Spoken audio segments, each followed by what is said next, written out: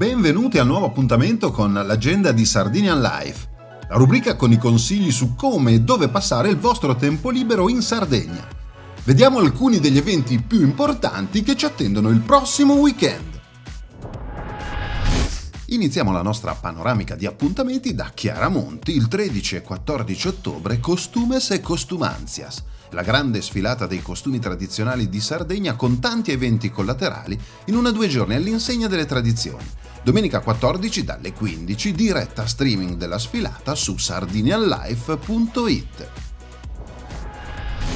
Per tutti i dettagli possiamo scaricare il programma completo dalla pagina Facebook Pro Loco di Chiaramonti.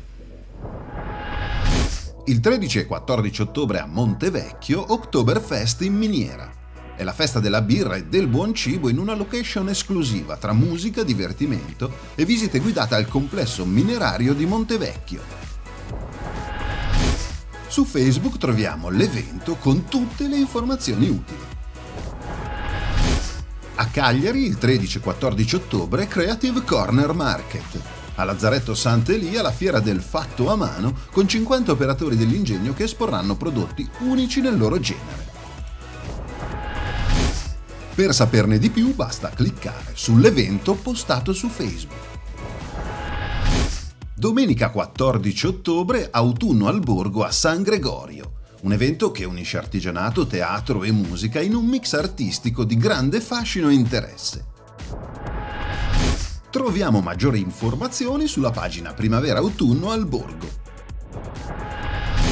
A Masullas il 14 ottobre cibo e vino della comunità del Partemontis, il primo di 2 appuntamenti dedicati alla cultura enogastronomica, un percorso guidato e suggestivo alla scoperta di un'area dell'isola ricca di storia e tradizione. Troviamo maggiori informazioni sulla pagina Unione dei Comuni Partemontis. Vi ricordo che tutti gli appuntamenti sono online sulla pagina Facebook di Sardinian Life. Se invece volete segnalare o promuovere il vostro evento in questa agenda, inviate una mail a info@sardinianlife.it.